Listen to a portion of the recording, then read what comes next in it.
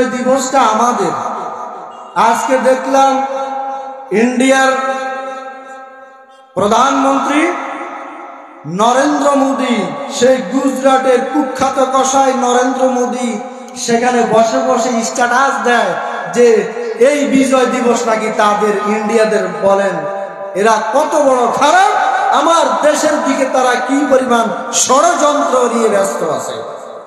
আমরা ধিক্কার জানাই, তীব্র নিন্দা জানাই। 1971 সালে আমার 30 লক্ষ ভাইয়ের রক্তের বিনিময়ে, হাজার হাজার মা বোনের ইজ্জতের বিনিময়ে আমরা যে স্বাধীনতা পেয়েছি, সেই স্বাধীনতাকে নরেন্দ্র মোদী হরণ করতে চায়। আমরা বাংলার মানুষ কখনো বরদাস্ত করব না। আমাদের ইতিহাস খুব ভয়ঙ্কর ইতিহাস।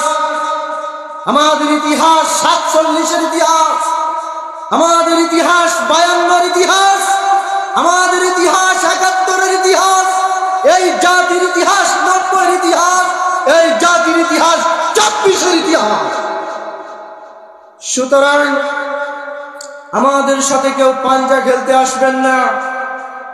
সুতরাং আমরা জানলাম আমাদের 47-এর ইতিহাস, 52-এর ইতিহাস, 71-এর ইতিহাস, 24-এর ইতিহাস। আমাদের ইতিহাস কিন্তু থেমে যায় নাই। আজও যারা বহির্বিশ্বে বসে বসে আমাদেরকে নিয়ে ষড়যন্ত্র করেছেন, হিন্দু মুসলমানদের মধ্যে দাঙ্গা লাগানোর চেষ্টা করতেছেন, সেই নরেন্দ্র মোদী কুখ্যাত কসাইয়ের বিরুদ্ধে, ইন্ডিয়ার আগ্রাসনের বিরুদ্ধে এই জনতা যদি আবারও ইতিহাস রচনা করতে হয়, কারা কারা রাজি আছেন ইতিহাস রচনা করার জন্য?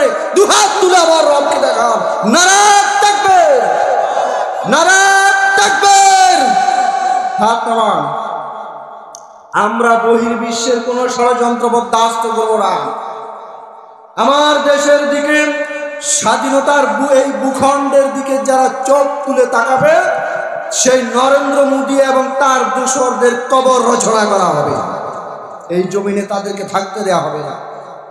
এখন আসো, সুন্দরভাবে আসো, তাদের দালালি করবা, তারা যেভাবে বলবে সেভাবে ষড়যন্ত্রে লিপ্ত থাকবা। লিখে রাখো, এখন শান্তিতে আসো, কিছুদিন পরে তোমাদের হয়তো কবর রচনা হয়ে যাবে।